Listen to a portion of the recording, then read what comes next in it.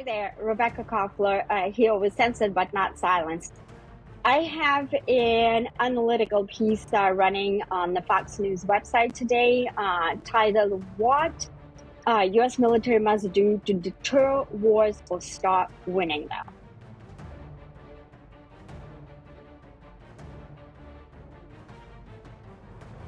The idea for this article came to me after I briefed the U.S. Space Forces and Northern Combatant Command and NORAD recently. I had the honor to brief these agencies on the Russian warfighting strategy and doctrine and Putin's mindset.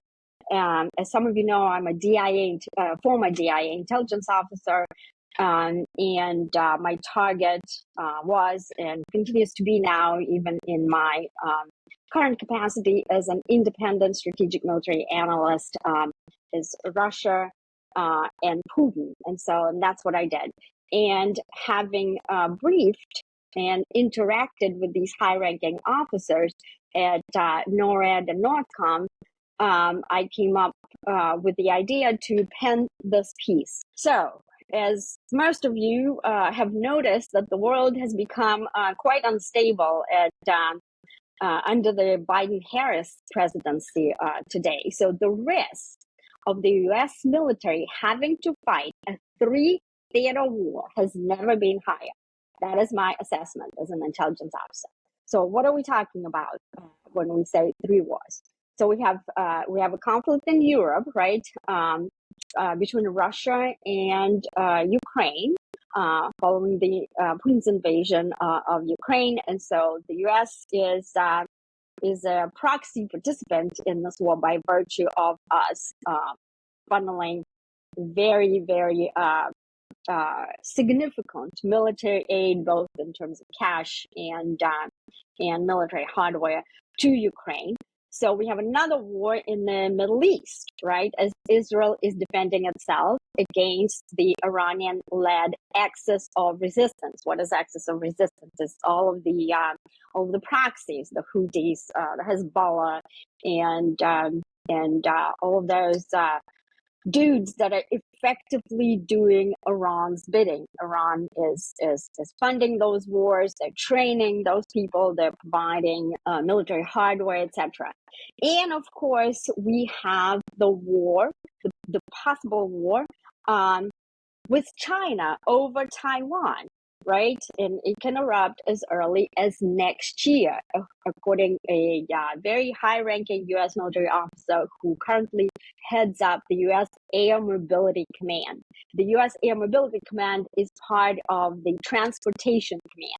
Transportation Command is provides logistics into the theater, into the combat zones, right? They send military hardware, they send medical, all of the logistics that are required when you conduct a military campaign. That's what transportation. So this general, and I don't want to say the name, but he basically has assessed that next year, 2025, just a few months possibly from now, China will attempt to invade Taiwan, at which point we have an obligation to intervene, right? So how can America possibly win three simultaneous wars if we have struggled to win a single war in a quarter of a century? Yes, at least in a quarter of a century, possibly since World War II, where we have not been able to secure a clear, meaningful, decisive military victory. Think Iraq, think Afghanistan, Syria, Libya. And in those situations, we've faced much smaller opponents who lack advanced weaponry.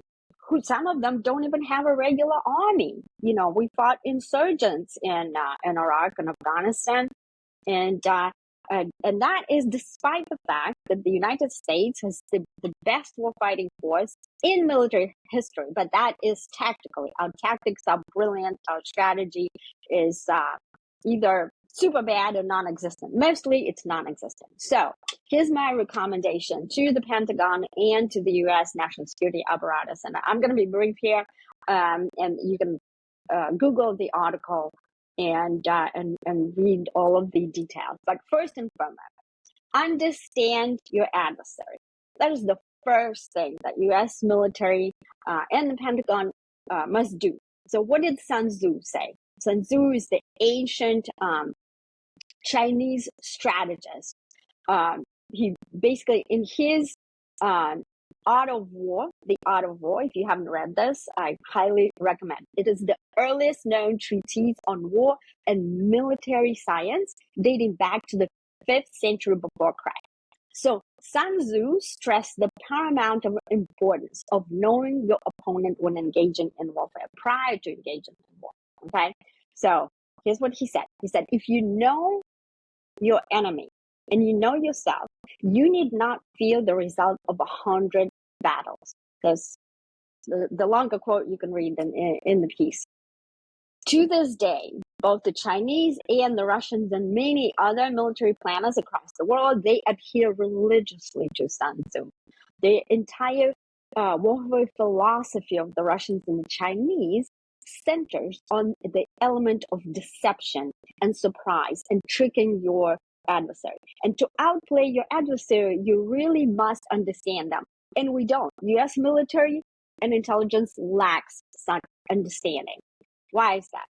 Because we believe that weapons, and we have superior weapons, we have superior technology. That's why the Pentagon relies on this one-size-fits-all approach, erroneously believing that superior weapons can just do the job and can prevail in any war with any opposing force.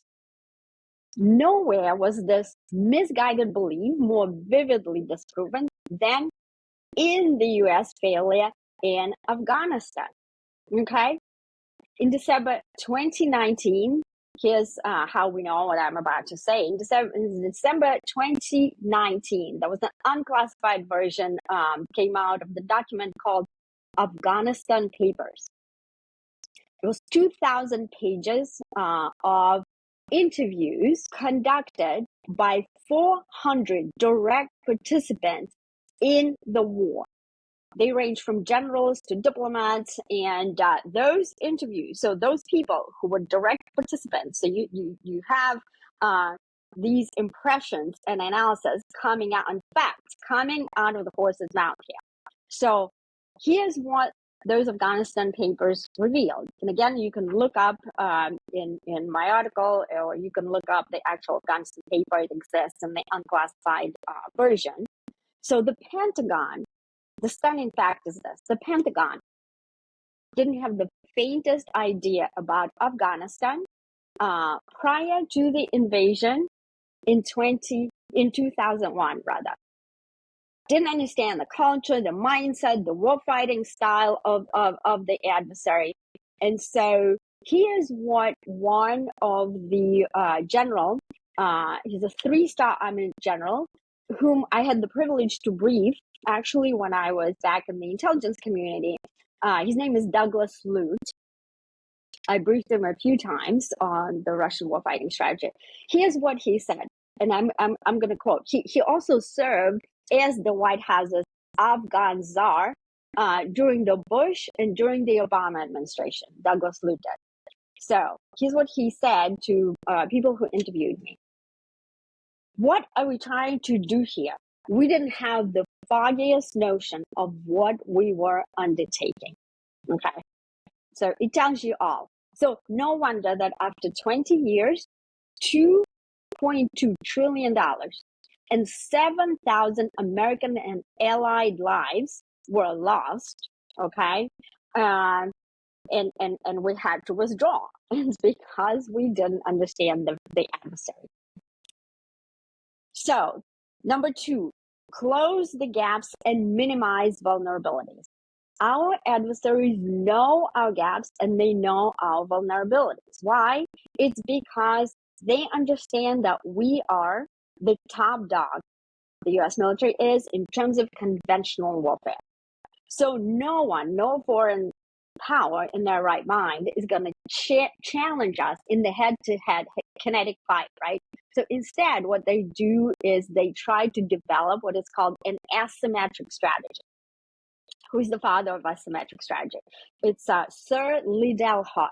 He was the British strategist.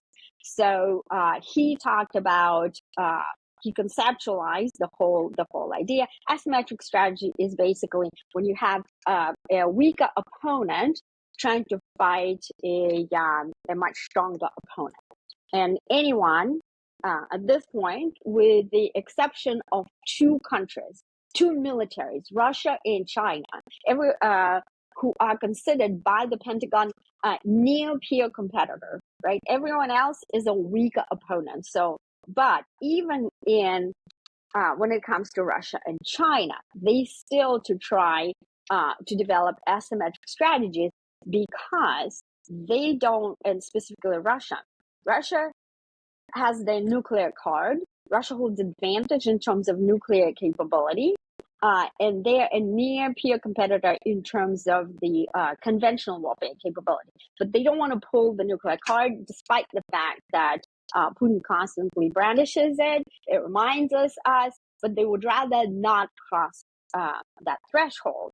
But they would if they have to. So what Russia and China have done is they have determined that our main vulnerability is our reliance on technology, and we're reliant on our satellites, and we are reliant on our cyber capability, not only for every aspect of war fighting, such as missile warning, command and control, navigation, anything related to the military, you cannot do without our satellites. So the Russians and the Chinese have conceptualized the idea of space warfare, in which they would deny us access to those capabilities.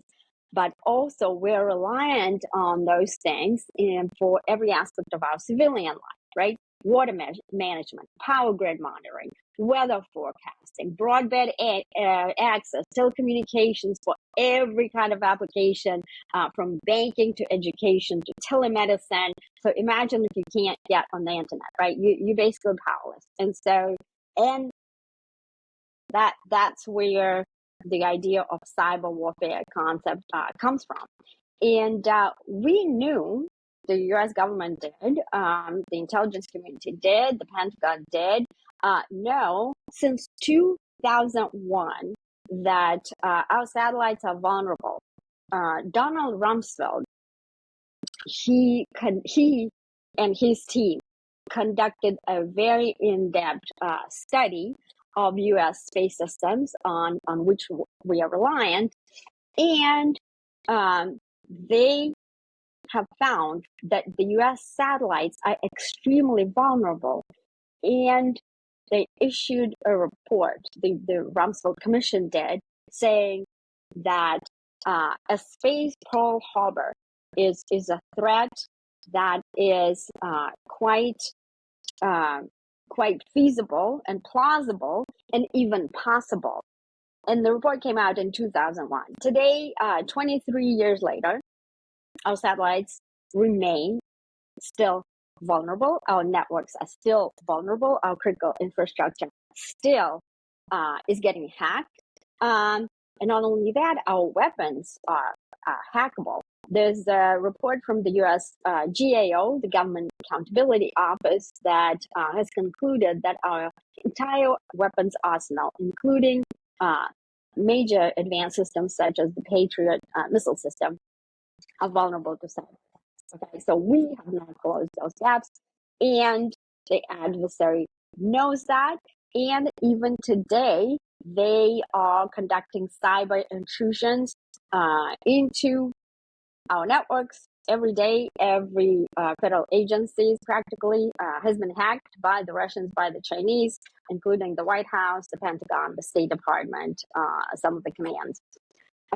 So, and this brings us to number 3. Have a war plan on the books and a clear definition of victory. That is my recommendation to the Pentagon. Have a war plan on the books, even though you may not be planning on war.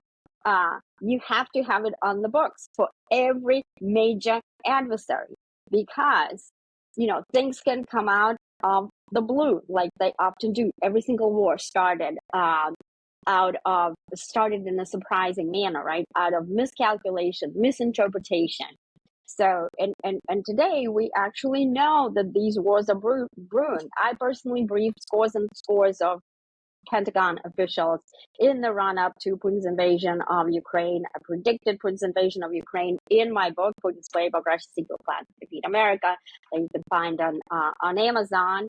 But unfortunately, when I gave that warning to the Obama administration officials, including the National Security Council in the White House, I was told, but we are not going to war with Russia.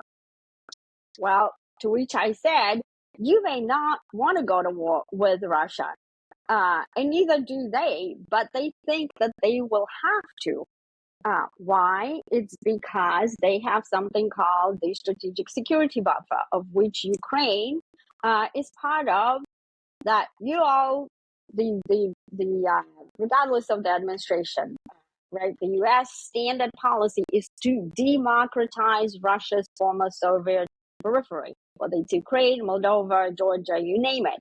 And so, the Russians want to preserve their strategic security buffer, on which they relied for their security for centuries, just like we wouldn't allow China or Russia as close as Mexico or Canada, and neither would they. And that is why Putin is fighting this war, practically destroying Ukraine right now, is to prevent Ukraine from joining NATO. So no one listened to this in the Obama administration. So, but going back to how we don't have any plans, hopefully they do have a plan for war with Russia, even though we absolutely don't want one. But when it comes to Afghanistan, we had no plan. Before the invasion, there was no plan on the books, no war plan on the books. So didn't exist.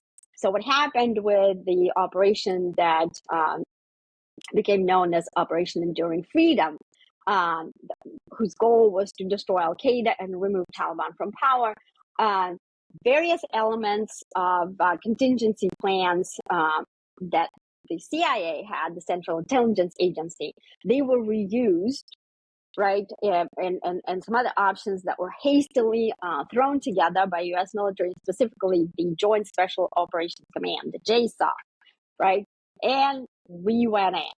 No understanding of the adversary. Nobody even bothered to try to think how the Afghani insurgents would fight. And here's what happened. Basically, the insurgents came up with the so-called IEDs, the improvised explosive devices. What are those IEDs? It's a homemade gadget, right? But oh boy, they mangled our military hardware. They maimed our forces. They harassed us, and that is why we just, after 20 years, we had to withdraw, and we withdrew in a horrific manner, having lost those 13 service members, the heroes, and so why did that happen? Right? There was no plan. There was no clear definition of victory. The original objective was to remove Taliban from power, but when we did, there was a scope creep. Right, we continued on the path of nation building, and one thing led to another, and the U.S. military stayed there for 20 years. And what is happening in Afghanistan today? The Taliban is still in power. The same lunatics, okay, are running the country, except they have $85 billion worth of top secret equipment, military hardware, that we left when we ran away out of there. Because Joe Biden wanted to make the deadline for the withdrawal, and we abandoned some Americans there. So the low-tech adversary, in this case, using that asymmetric warfare, defeated effectively a much stronger opponent. And we, despite the technological crutch that we have, and we lost, right? Because we ran away, and that is shameful. So defining what victory looks like is essential. Having plan is essential. So next time we don't fall victim to another adversary like Afghanistan. There's a reason why they're called the graveyard of empires, right? Nobody bothered to read the history. So these are the top three things. I mean, I had to condense them. There are a lot, of other things that one must do. But at the macro level, my recommendation is to get on top of those three pronto, because it's just a matter of time when at least one of these theaters of war is going to drag in the U.S. military. Hopefully it doesn't happen, depending on who comes to power in the White House in November.